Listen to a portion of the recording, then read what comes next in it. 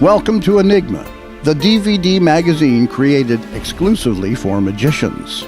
In issue 3, we continue our quest to bring you the best interviews, conventions, tours, and of course, the magic school. Let's look inside.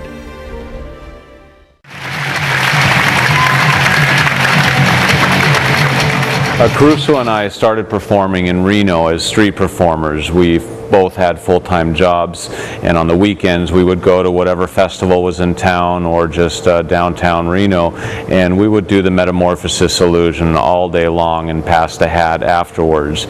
This is also the room where we teach classes. We have magic classes for all ages. I teach the adults, and then we have another fellow that works with us part-time who teaches the children. We have a complete list of all of our magic class services. Pretty common to most people today, it's a computer, but it's pretty uncommon to have one in a magic shop accessible to the public. After that 2 years, then I got my first Korea trip.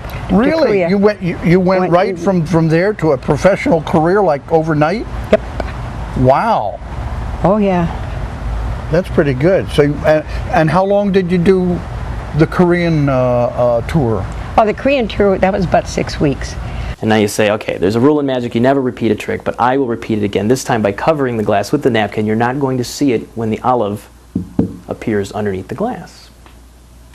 And so now you say, where is it, kids? Is it under the glass? Is it in the hand? Notice it's cupped like so, or did it go inside the pocket? Everyone says whatever they think, and then that's when you go, aha, the glass, it's under the glass. So Custy Amato found out about me and heard about me at the Cairo Supper Club and hired me to come into the Illinois State Athletic Commission to demonstrate the powers of hypnosis. And all the press from Chicago was there, the newspapers and everything.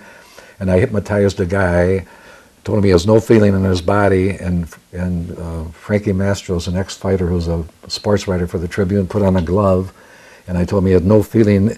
And Custy Amato said, we're going to hit this guy where it really hurts the hardest. And this guy just whammed him in the ribs, almost knocked him over.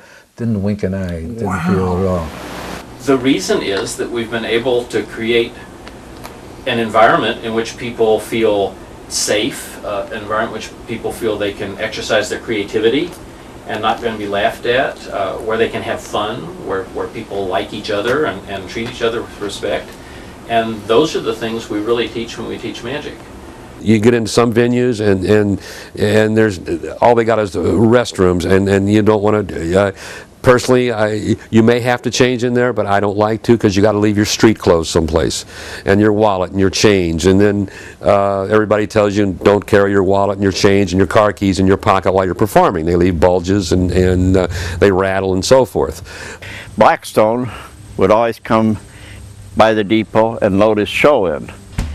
Nowadays, the magic shows are performed at the Colon High School, which is just one more place for friends to get together and talk about the day. $2 silver dollars, or one $2 bill. I'll even take the current exchange rate of 14,700 pesos. Programs and posters. For each of the 4 nights, Abbott's puts on stage shows that rival those of the biggest conventions. Here is a quick sampling of some of those shows. First thing you want to do, this is called an in-jog. You'll take these 2 cards and they will stay in contact with the deck, which gives you some adhesion, some friction for them not to come apart. You never lift these cards completely off the deck. There's a light contact all the time on the deck, which helps to keep them appear in a singular fashion. Inez is buried down in Sarasota, but Inez was Harry's first wife, and the story goes, there's 2 stories. Inez tells me that the reason that Harry picked Blackstone was because they were staying in the Blackstone Hotel in Chicago. Is that so? Okay. Now Harry Jr. says it was because of the cigar. I thought it was a different story. Okay. Yeah, so there's 2 stories about how Blackstone got the name. Well, maybe Blackstone cigars came from the Blackstone Hotel. Yeah, maybe so. So anyway. Figure it out. You can find out even more at our website, so check us out. Enigma, the DVD, covering magic from every angle.